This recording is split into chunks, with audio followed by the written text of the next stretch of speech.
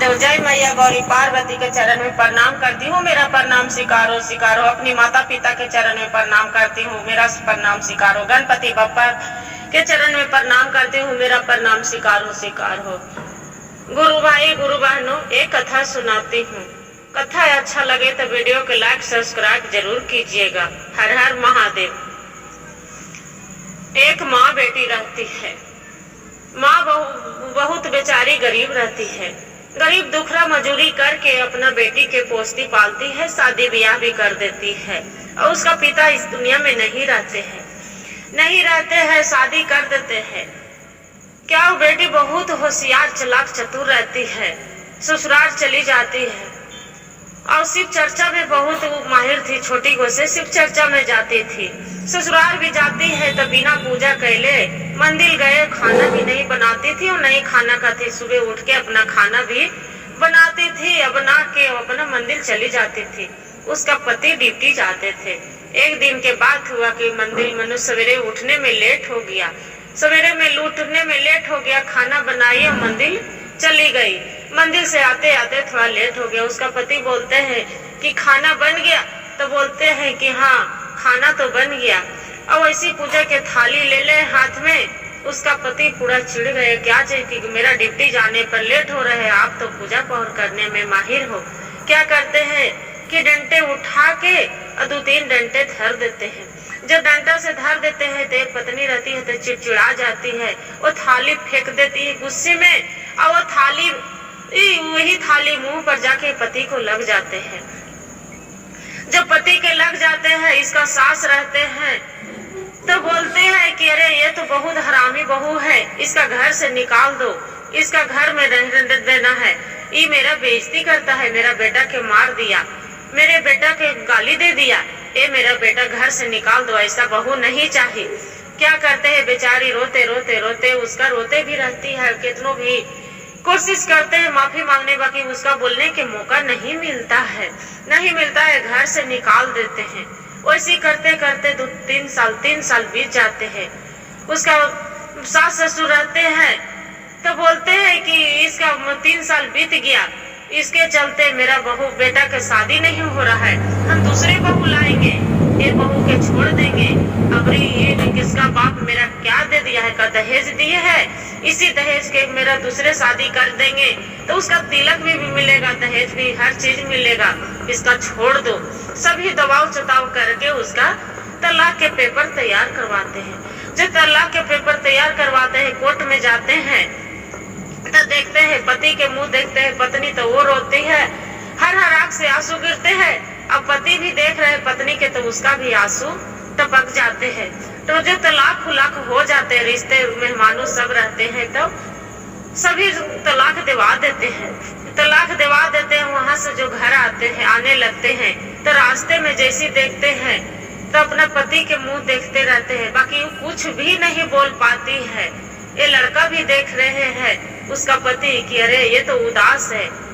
आई बेचारी है लड़की तो अपना माँ के आंसू देख के उसका आंख से हर लोर गिर रहा है कि मेरा माँ कितना दुख तकलीफ से पोसी थी, मेरा शादी ब्याह किए थे, आज जड़ी सुन के गलती में ये मेरा घर से निकाल दिया, तलाक हो गया।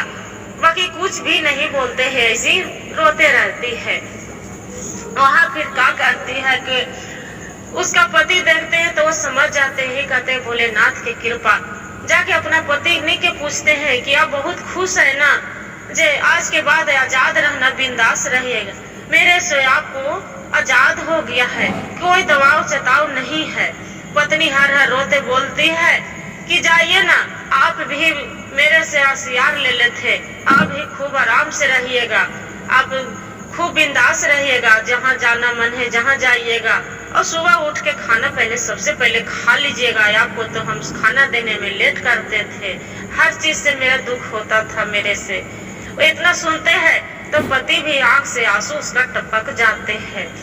अब बोलती है इतने में कि ये तो वो दावा भी जो रखे रहते हैं आपका मेरा फोटो है, ये मेरा फोटो के क्या काम है, एक फोटो फाड़ के फेंक देना, और जो दवाई रखे है मेरा वो दवाई भी फेंक देना। मैं क्या करूंगी, अब जो वहाँ जेबे नहीं करेंगे तो मेरा दवाई से क्या काम है। अब मेरा तस्वीर से क्या काम है, आप भी क्यों देखेंगे, आप फेंक दीजिएगा। इतना सुनते हैं तो पति उसका आंख मूंद के अब 10 मिनट देखते हैं। उसका घर माँ बाप रहते हैं पति के, तो उसका चिल्लाते हैं कि चलो घर चलो। वो बोलते हैं ठीक है माँ आप जाओ, हम आते हैं। आंख मूंदते हैं तो ही कहते हैं गुरु भाई गुरु बहन कि अपना पति पत्नी से बेहतर कौन जानेगा। वो अपने आंख मूंदते हैं तो सब चीज बीतल बात याद आते हैं, हंसते भी रोते भी, हर चीज के लिए दुख सुख याद आते हैं तो अपना पत्नी के बोलते हैं कि ये तो बताइए आपको मेरा लिए आप महसूस करते हैं कि नहीं करती है। पत्नी बोलती है कि आपको लिए हम तो जान भी दे सकते हैं, अब महसूस की कौन बात है, बताइए मैं तो गलती मानने के लिए तैयार थे, बाकी आप मेरा गलती मानने के मौका नहीं दिए। अब न कभी दरवाजा पर मेरा आए, अब हम जो जाते तो आपको माँ बाप माँ पिता निकाल देते घर से, इसलिए हम आपको बिना बुलाए हम गए नहीं, कैसे जाते, आप भी तो नहीं आए। पति बोलते हैं कि ठीक है आप लिए मेरा महसूस करते हैं, आप तो मेरा गाड़ी में बैठो और चलो। बोलते हैं कि हम तो घर चले जाएंगे स्वामी, बाकी आपका माता पिता मेरा रखेंगे, माता पिता निकाल देंगे। वो बोलते हैं कि उसका हाथी हम ले लेंगे समझ लेंगे, बाकी आप मेरा गाड़ी में बैठो। क्या करते हैं कि कार में बैठा लेके और घर में लेके चली जाते हैं। और तलाक के कागज रहते हैं तो तलाक के कागज होती है फेंक देते हैं और घर में ले जाते हैं। उसका माँ देखते हैं तो तरवा का बार गुस्सा में पूरा तलतल हो जाते हैं। उसका बाप बोलते हैं कि ये क्या कर दिया कि जे लड़की से तू तलाक लिए है वही लड़की के तू घर में लेके आ गया है। वो लड़का बोलता है कि देखिए माँ, जो लड़की से मेरा तलाक हुआ था बाकी वही लड़की के हम घर में, काहे की मरण और जीने के दोनों साथ कसमें खाए थे, दोनों साथ फेरे लिए थे, बाकी थोड़े थोड़े बात में आप सब मेरा नहीं कोई समझे, कोई भी मेरा घर बसाते कि मेरा घर उजाड़ दिए।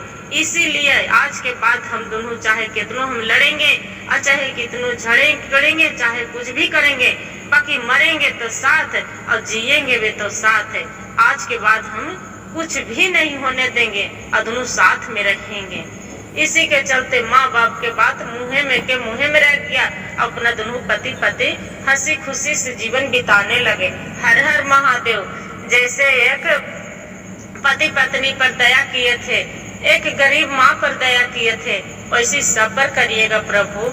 और एक कथा कहने वाला पर भी दया करिएगा और सुनने वाले पर भी दया करिएगा। जय भोलेनाथ। हर हर महादेव।